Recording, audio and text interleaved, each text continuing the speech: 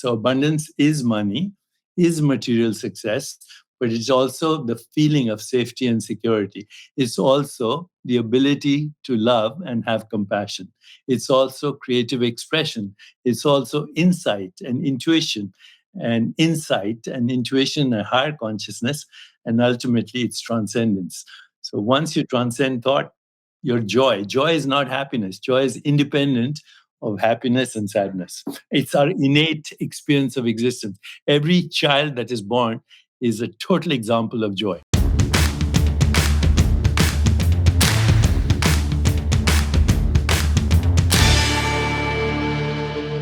Welcome to On Brand with Donny Deutsch. I'm Donny Deutsch, and this is the podcast that is dedicated to a simple premise that everything today is a brand. Every person, every celebrity, every athlete, every product, every company, every politician, basically a brand is a set of values, and everybody's a brand. And you're a brand. If you've got a Facebook page or an Instagram page, or you present yourself a certain way, the images, the words, that's the value system you project, and that's your brand. So we do two things on the show. We go through the brands that are kind of up and down for the week, the ones that are driving the zeitgeist. In other words, which brands are up, which brands are down, and we call that our brands of the week. We also do an in-depth interview with somebody about their own personal brand, and today it's wellness guru Deepak Chopra, who's one of the most fascinating guys on the planet. He's got a lot to say about wellness and health and mental health and all kinds of things like that. So you're going to enjoy my talk with Deepak. But first, our brands of the week. Obviously, we're set against the atrocities that are happening in Ukraine. So a few of our brands are going to kind of be involved with some of the players there. Obviously, Putin gets about as grotesque brand down as you can get. There's echoes of Hitler here. I mean, the same thing, in 1939, parts of Czechoslovakia been carved off and taken over by Nazi Germany, which claimed that millions of ethnic Germans were being persecuted there. And this is an ogre. This is a dictator. This is a killer, Putin. And he's doing it for a simple reason. His country is spiraling downwards, and the country next door that used to be part of the Soviet Union, Ukraine, which is now democratic, is thriving. And Putin doesn't want to see his people seeing what that looks like, and all of a sudden an uprising there. And it's a shame. But on the upside is the brand up for Ukrainian President Zelenskyy. He's been a hero. He's been there. He has not left the capital city of Kiev. You say Kiev, it's Kiev. Has not left there, and he's obviously a target to be killed. He's been rallying the countrymen. Ukrainians are incredibly resilient, brave people, so tremendous brand up. I hate to even use the word brand, but just yay up for the Ukrainian people and for Zelenskyy. And we're going to see as this thing plays out. But Putin, what a thug. And it's just amazing in this day and age that we've got one country taking tanks and just rolling into another country. I happen to be watching a World War II documentary, and that's the way it was done back then. We haven't seen anything like it since then. President Biden, partial brand up, partial brand down. Brand up, for my money, for the way he's been handling it. The sanctions have been as tough as they can be. He's been straightforward with the American people. He's been tough with the Russians. But there's bipartisan support for the sanctions. Basically, overall President receives finds support for the sanctions, but 62% of voters say Putin would not have invaded Ukraine if Trump were president, which is kind of counterintuitive because they were such buddies, Trump and Putin, and there would have been even less resistance. But that's interesting. 2 out of 3 voters, I don't know if that's because they associate Trump with toughness with foreign leaders, although he was buddying up to Kim Jong-un and Putin and other autocrats and Orban. And so I don't know. Majority of voters say Biden is too lenient with Russia. 64% of registered voters said Biden is too lenient with Russia, while 31% he handles Moscow just right. His job approval has hit a new low, 38%. It's interesting. He's got, and I've mentioned this on the show before, what I call a strength perception problem. I don't know if it's because he comes off a bit old and a bit elderly. He just does. That somehow he's not coming across as commanding, and particularly in a time of a world war crisis, you want that. So it's not that he's not doing all the right things. It's that somehow the message is not getting out and he's not presenting properly. That's the only explanation. Brand up on inflation, brand down on inflation. But most Americans want Biden to focus on it. In a new NPR PBS Marist poll, 38% of Americans think president's top priority should be inflation, and it's not even a close second. So look, when people see their prices of their meat going up 7% and their bread going up 10% and their gas going to be going up more than that, that's a big problem there. And that might be partially attributed to his low ranking. Europe says it has a new financial nuclear weapon against Russia, and that's why we give a brand up to something called SWIFT. Now, it's short for Society for Worldwide Interbank Financial Telecommunication, a messaging network connecting banks all around the world. The Belgium-based consortium links more than 1,000 financial institutions operating in more than 200 countries. The system averages more than 42 million messages a day. And to cut off Russia from SWIFT is one of the big sanction moves. And so we give a brand up to SWIFT as that plays out. Brand down, of course, to Trump, the jerk off. Only took him 24 hours to say that Putin's dismembering of independent, democratic, sovereign Ukraine is an act of genius. He said it's so smart.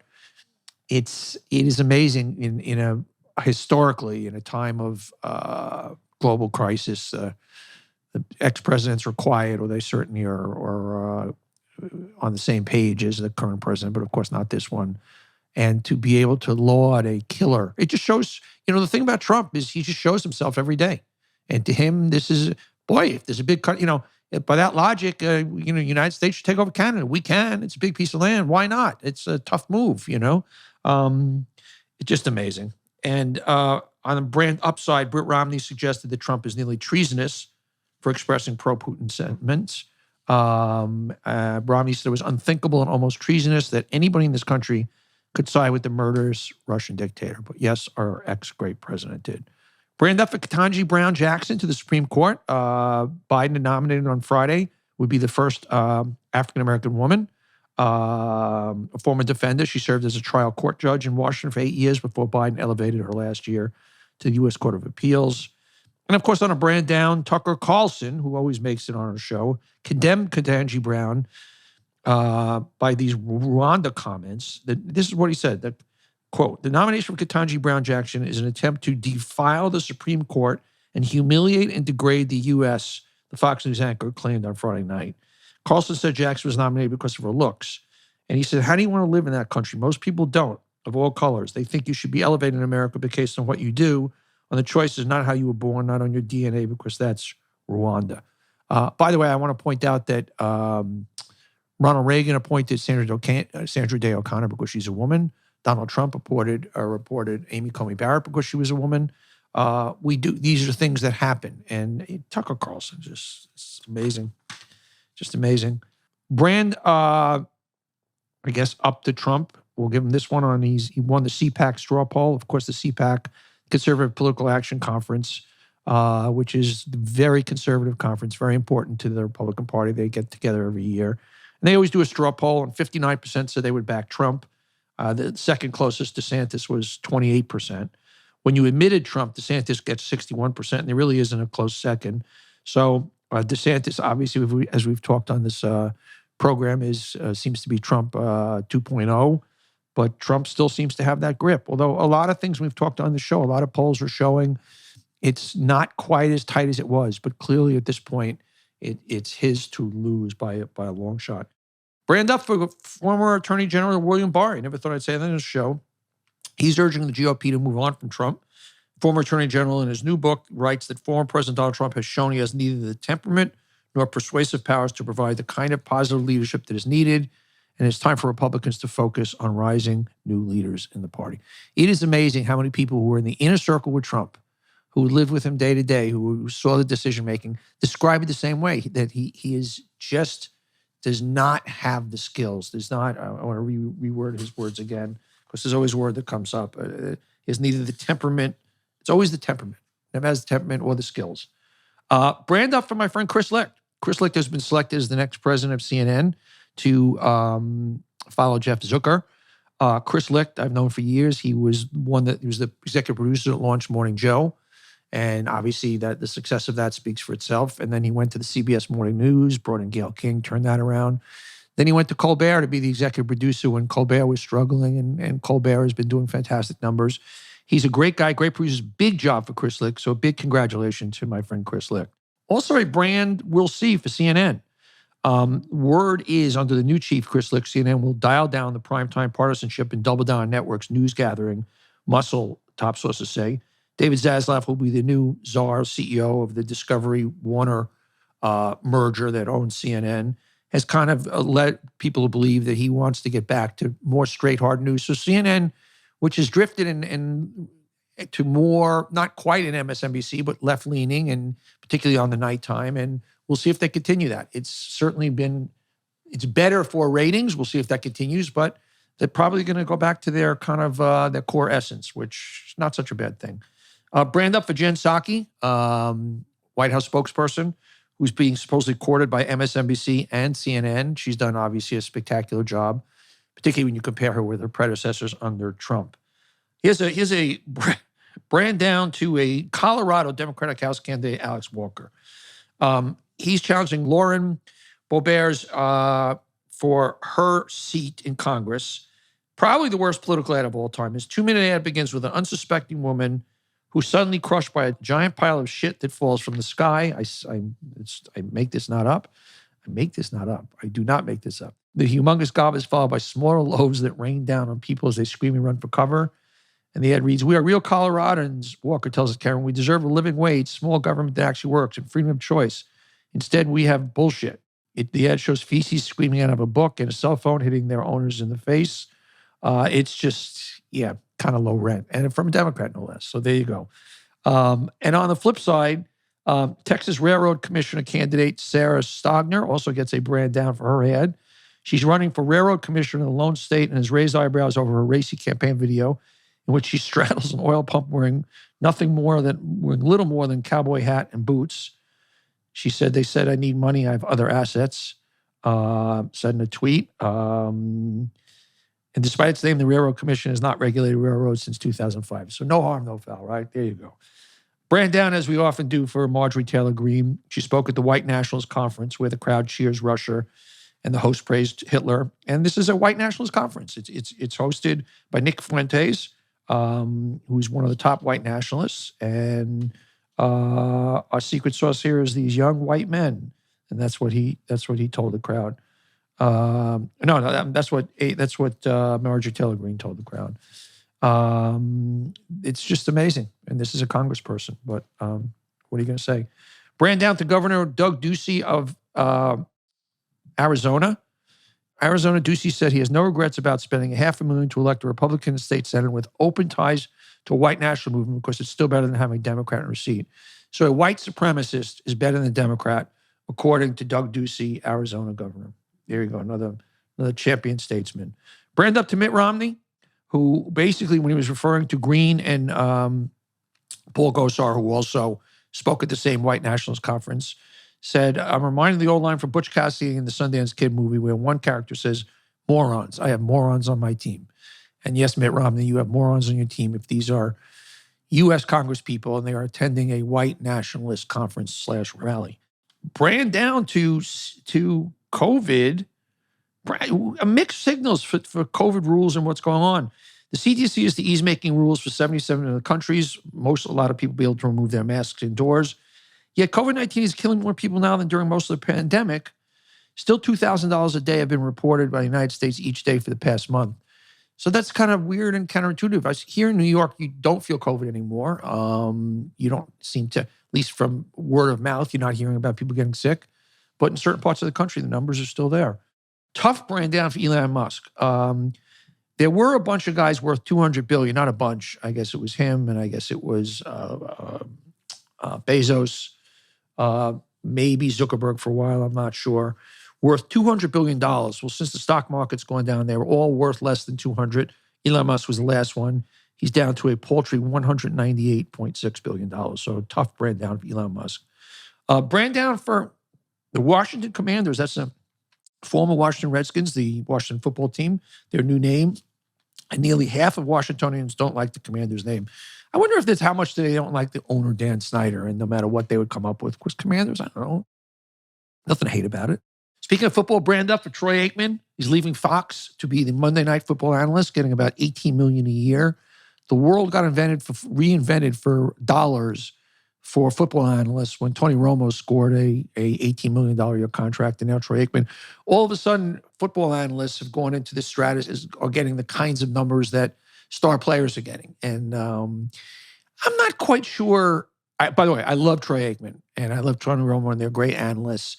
I'm not quite sure one or two less people would turn into a Dallas Cowboy Green Bay Packer game if fill in the blank, obviously a competent guy. I mean, are they tuning in to see Troy Aikman? He's great. And I just wonder if this is just one of those things of just it gets hyped up and one network's got to steal it from another one. And but congratulations to Troy Aikman.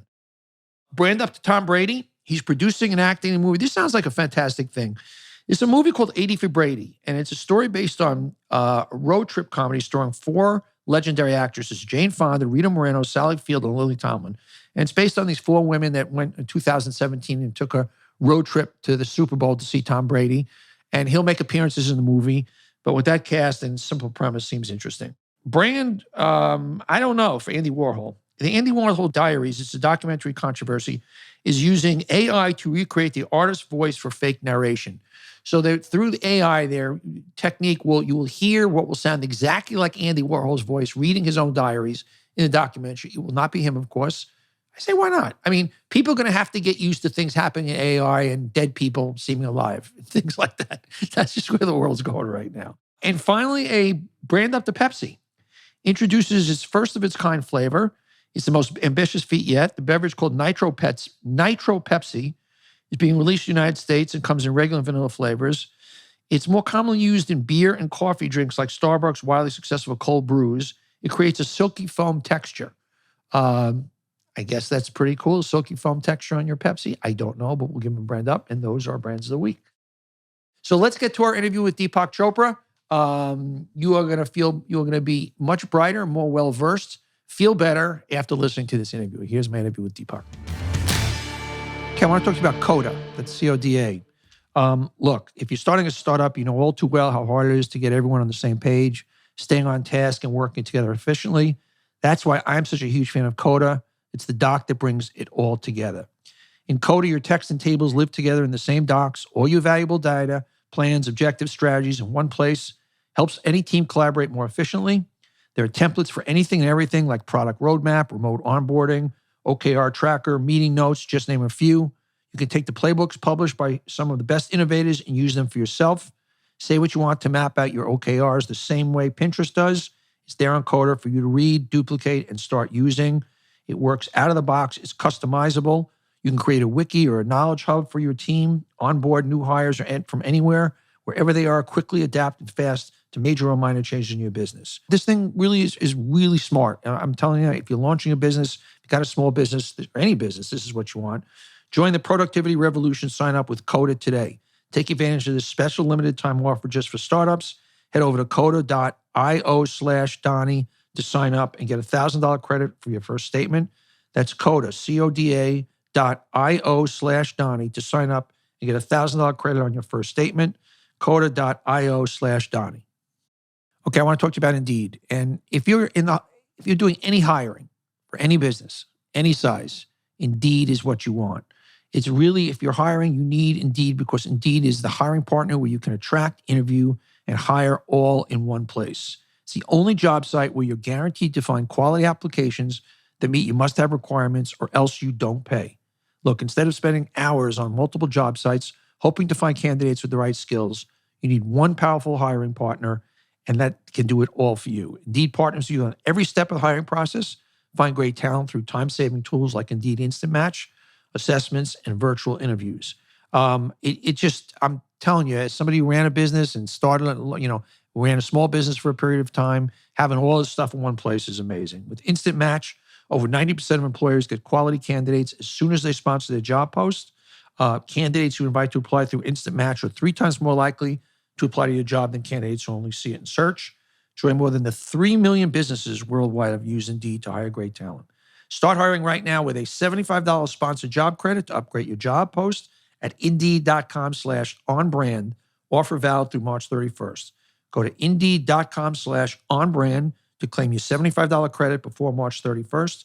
Indeed.com/onbrand. Terms and conditions apply. Need to hire? You need indeed. I am thrilled that today's guest, he's got a new book, Abundance. He's only written 91 books. Deepak, I've interviewed a lot of people. 91, I think, is the high number, the high watermark. That's because I'm obsessive, compulsive, and neurotic. Okay. I'm talking to Deepak Chopra, who has really reinvented what medicine is like. I'm going to ask him, I want to ask him his brand. I don't want to assign any words to it because there's so many ways of looking at what you do. You started grew up in India, traditional doctor, and then the world opened up for you. So talk to me about the Deepak brand and basically what, in your essence, what do you think you've brought to the table? What I've brought to the practice of medicine and to the future of well-being is an integrative experience of what we call body, mind, awareness, and the physical world as a unified experience for self-regulation. So when I was trained as a traditional doctor, as an internist, and then an endocrinologist, a neuroendocrinologist, my first insight was that the mind and body were not separate. If they were, you wouldn't be able to wiggle your toes or do anything. So wherever there is a mind, there's something physical. Wherever there's a biological organism, there's a mind. And two are same. So, our medicine currently, physicalist medicine, is what we call reductionist. It looks at bits and pieces, look at organs, tissues, cells, molecules, then figure out how these bits and pieces create the whole experience that we call a human being. So my interest or my foray was the opposite. You look at the whole in order to understand the parts. And when you actually look at the parts, there are no parts. The parts are movements or activities of the whole. So in one word, I think I created or initiated or was one of the people in a gang of several people growing up in the 60s who actually pioneered what today is called whole health medicine or whole health well-being. So right now, if I'm feeling stressed right now, I'm going through a stressful period in my life without going into details or just in, this is how is this affecting? Right, take me through right now. Say, Donny, you're going through stress, you're having relationship issues, or you're having work issues, or you're having financial issues, or whatever it is. How then that kind of fucks up my body, for lack of a same thing. Take me through that math, if there is a math for that. Okay, so first you have to understand what stress is. So when you look at stress or how biologists define stress, or for that matter, psychologists, the way stress is defined is that it's the perception of threat, whether that threat is physical or financial or a marital situation or a business professional engagement. But somewhere in your awareness, you are interpreting that experience as a threat to you: physical threat, emotional threat, financial threat, relationship threat, whatever. Knowing that it is actually at a deeper level resistance to what we call existence, because existence includes everything: pleasure, pain, joy, sorrow, birth, death. You can't have only the good without the bad. All experiences by contrast. So if you go really deep into the nature of stress, it's the worst use of your imagination. Everything that you think is stress is in your imagination. This moment without interpretation, there's no stress. So, I had never heard the word stress till I came to the United States. And, when I saw these conferences where people were talking about stress and talking about high blood pressure and, all the consequences of stress, weakened immune system, disruption of hormones, lack of sleep, disrupted relationships, I realized it was just in the imagination. the best use of imagination is not stress. The worst use of imagination is stress. The best use of imagination is creativity. So creativity comes when you go beyond thought. Artists are creative people because they're not logically trying to figure out how to create a painting or how to write a symphony. Artists are also, of course, tortured souls when they're not in the flow of art. But stress is a human creation. Animals don't get stressed. When you go to the African safari, you'll see that when a lion is chasing an antelope, in the moment, there is stress for the antelope. But as soon as the kill is over, they're back to normal. So they don't ruminate about it. If you kick a dog, it also has memory. So after 10 years, if you meet that same dog, it'll attack you. But unlike a human being, it won't plan or imagine for 10 years how to get even. That's a human trait. But you say that stress is in the imagination. What if, when people are having stress, if I'm having real life stress about a relationship, how do I channel, that's in my mind, that's very real. I can articulate, well, here's what's going on, and I'm having these stressful situations in a romantic relationship.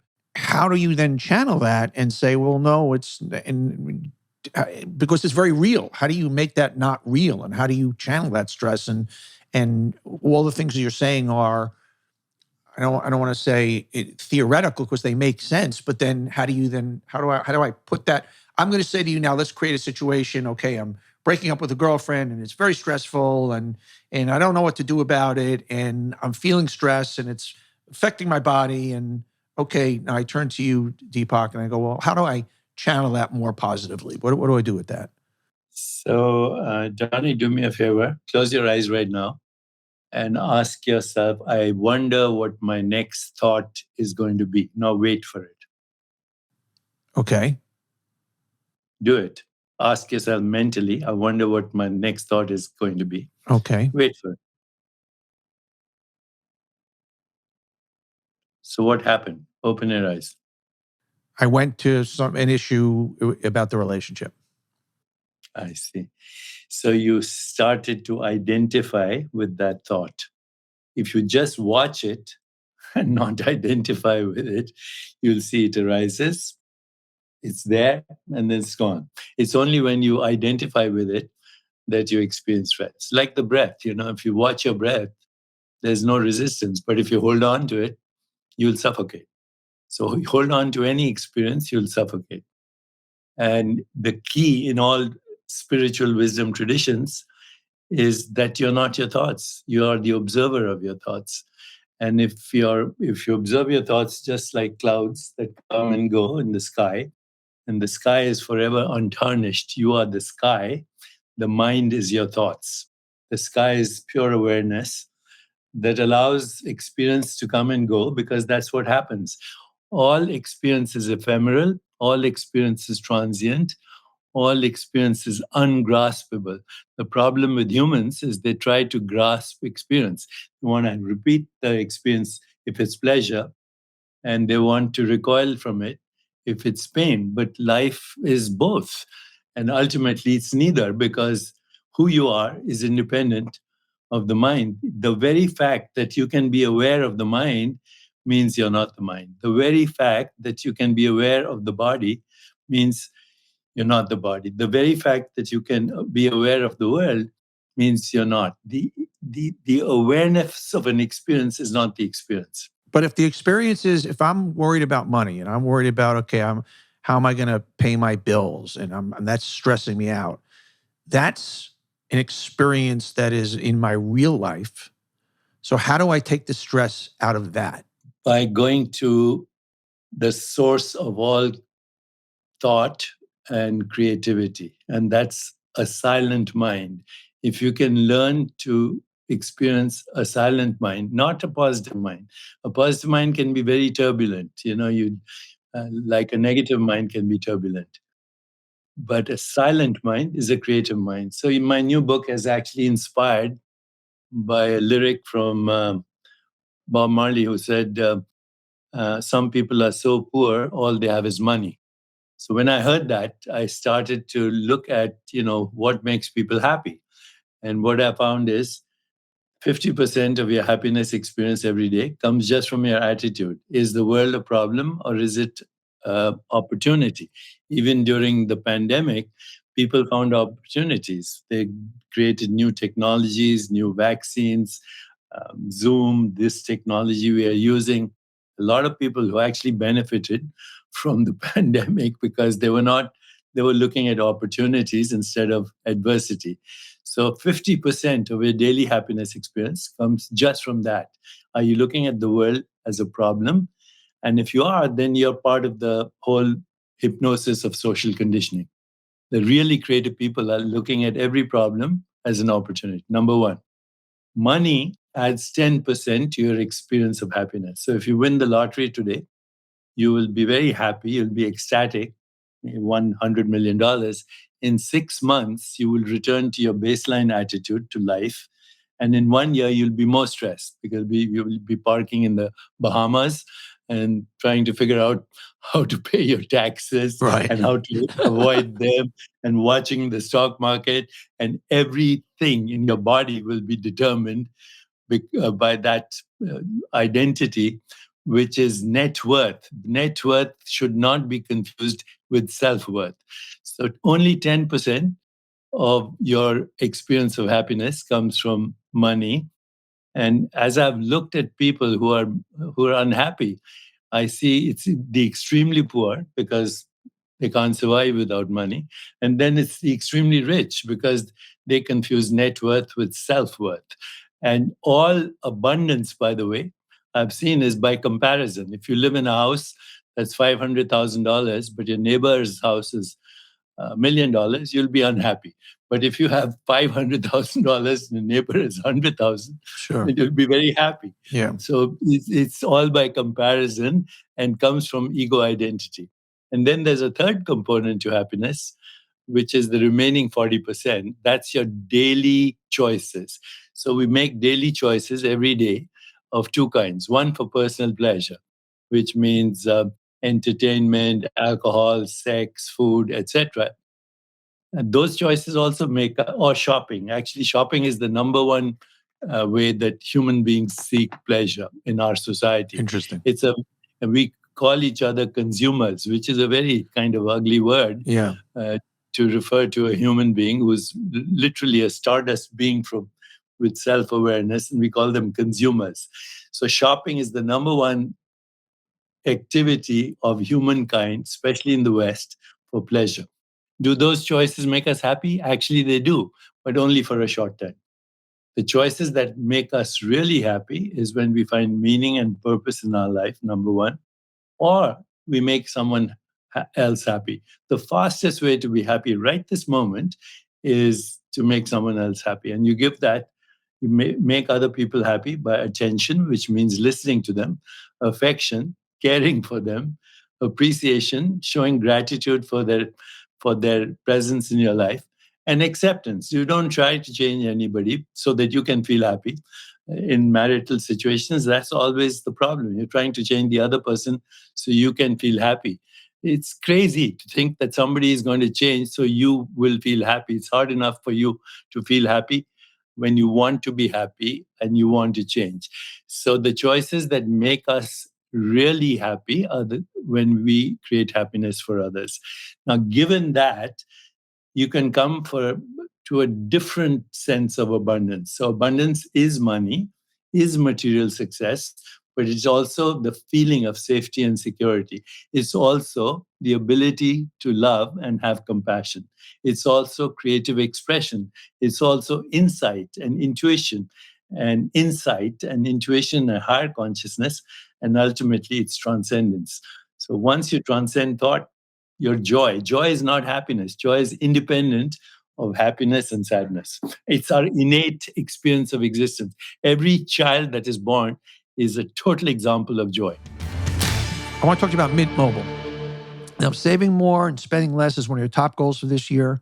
Why are you still paying insane amounts of money every month for wireless? Switching to Mint Mobile is the easiest way to save this year. It's the first company to sell premium wireless service Online only, Mint Mobile lets you maximize your savings with plans just $15 a month. You can't not do this. It's just too smart.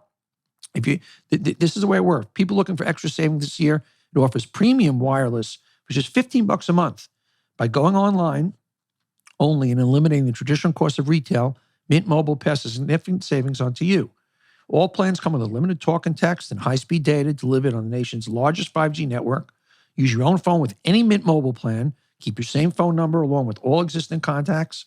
With Mint Mobile, choose the amount of monthly data that's right for you and stop paying for data you don't use.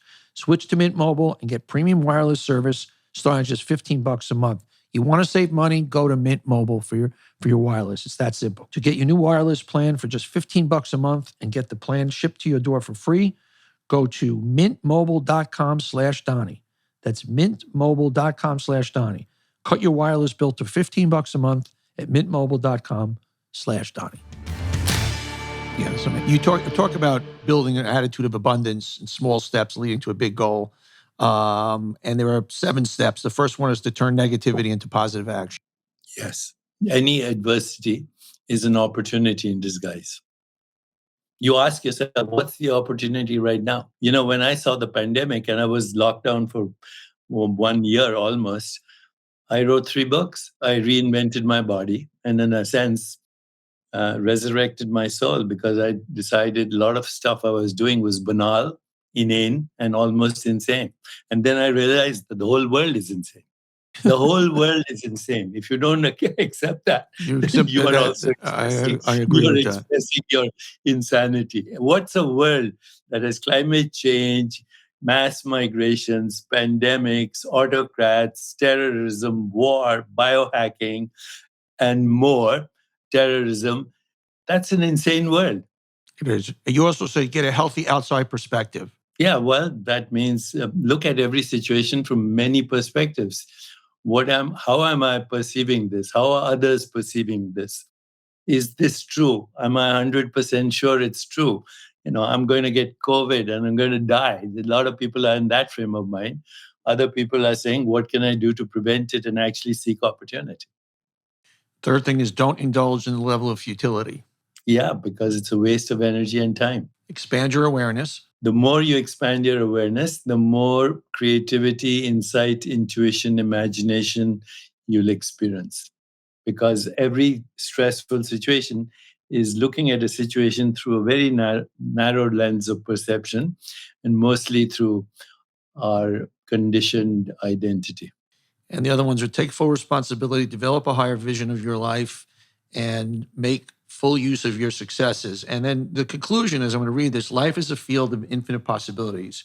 Creating your own reality is the richest gift you received at birth. Abundance is a wellspring for you. The tap inside and the process of getting there actually works. You said it, my friend. What is happiness? The opposite of sadness. It's a human, we use this phrase, the pursuit of happiness, which means it's something you acquire by escaping that which makes you sad. But actually, true joy is independent of sadness and happiness. I come back to a baby. Before a baby has a name, the other day I was in Orlando, and I was in the tram to baggage claim. Mm-hmm. And there was a very stressed woman, and she had a pram, and the pram was a baby. And, while she was on the phone expressing her stress to presumably her husband and getting angry, this little baby was trying to catch my eye. And finally, I couldn't resist it. I finally looked at the baby right in the eye, and it bubbled with joy. So I realized babies don't need a reason to be happy. It's adults who make such a big deal about it. That baby was curious, full of wonder, joy. The only time it was unhappy was when it was wet or hungry, when it said, that's it. We live in very stressful times, unusually stressful times politically. I think politics has kind of crept into people's well-being more than it ever has. As we become very divided, we live through Donald Trump, a very what's the word I want to use? A difficult president, to say the least. It caused a lot of stress on both sides. How do you say to people, separate yourself? Because I see people so crazed politically with what's going on both sides of the aisle. So what is a good methods to keep politics kind of outside your spirituality, your well-being, your psyche? As I look at political leadership across the world, and I'm sorry to say this, I think all politicians or political leaders are gangsters. They're thugs. Some are bigger thugs than others, but they're all thugs. Okay, they promise you everything and they do nothing. So I would say that first thing is to recognize that anybody is running for office these days. There are very few exceptions in the world. I think of people like Angela Merkel as an exception, Right. the Prime Minister of New Zealand, maybe Ireland. But by and large, they're gangsters. So I think, and you can't change that. Any side you take, you're going to polarize the other side. So my hope always has been, and maybe I'm a dreamer, and I think you don't fight the darkness, you bring in the light, and you do that through the change you want to see in the world, you become the change. So if I want peace in the world, I'm peaceful. Or else I can join a peace activist and even become a Nobel Prize winner in peace. I mean, all the peace activists that I know who won Nobel Prizes are totally not at peace. They're wanting to go. They're wanting to That's get very the Nobel funny. Prize. Very They're funny. wanting to get the Nobel Prize in peace. That's not so. To engage in this kind of drama, insanity is to declare your own insanity. If you want to bring a change in the world, if you want peace in the world, we have to be peaceful. If you want love in the world, we have to be the recipients and givers of love. If we want to have sanity in the world, we take refuge in our own sanity and hang out with other people who are sane. So these days, by the way, with all this metaverse stuff and all the stuff that's happening in the internet, it's easy to create your own global community, which is what I'm doing personally. That's why I come on these shows. So I can say we can create our own community globally for a more peaceful, just, sustainable, healthier, and joyful world. But then we can't engage with the gangsters. We have to be the change we want to see in the world. And there's a critical mass of us. We'll create our own metaverse for a more peaceful, just, sustainable, healthier, and joyful world. This is not something new. They say in all the spiritual traditions, take refuge in your own community, create your own community, take refuge in higher consciousness, and take refuge in purpose and meaning. When you do that, your environment will reflect who you are. You also say there are a bunch of things to do when you've been betrayed, because that's betrayal is a very, very tough thing. So if somebody feels they've been betrayed somehow by a person, by a situation, what's the best way to kind of manage that? Okay, so in one short sentence, the word is forgiveness, and you don't forgive because you think the other person deserves forgiveness. You forgive because you deserve peace. So when you find that betrayal and trust are also part of being human, you're ready to forgive the other as you forgive yourself. Ask yourself, have you ever betrayed anyone? Yes. Yeah. Then there you are. You also talk about how to have a disagreement as an adult. Yeah, as an adult, if you want to have a disagreement, then you lay down certain rules. And those rules are, first of all, that you see things from every perspective. Secondly, even with your adversary, you are always respectful. If you don't respect your adversary, you lose them in the first minute. So respect, the ability to forgive and ask for forgiveness, to recognize that every time there's a conflict, there's fear, to recognize that if you prove another person wrong, they'll never forgive you. To recognize that there are certain things that are very important for emotional intelligence, being in touch with your own emotions, being in touch with the other person's emotions, and being able to manage communication in a way that's non-threatening, to refrain from belligerence. If you actually look at our national leaders, you'll see that they're you mentioned a particular president that recently tried to manipulate the elections. That's a typical example of somebody who hasn't grown emotionally beyond 8 years, period. They play emotional dramas through intimidation or manipulation by being nice or playing the victim or being withdrawn and sulking. This is an 8-year-old. So if you want to run for politics, then follow that rule. Don't go beyond 8 years of emotional development. So you have become kind of a global empire. You've gone into the NFT business, your apps.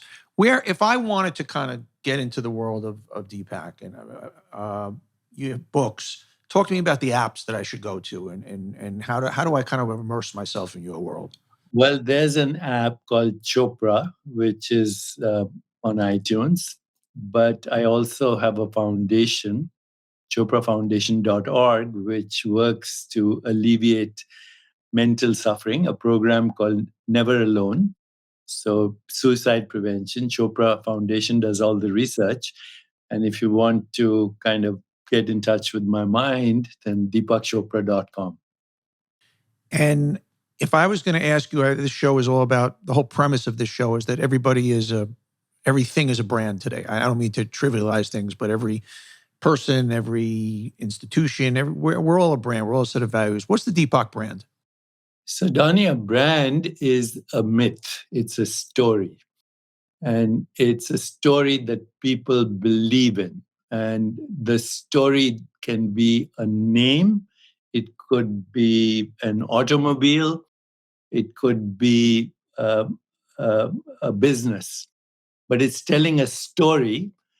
And all stories, to be actually addictive, have to do something for you.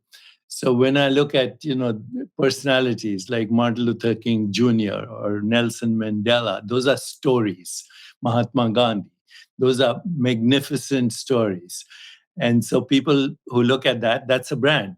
But so is Volkswagen a brand when it came out. It was a story of the hippie culture. Sure. Okay. The Mercedes Benz is a story of the luxury culture.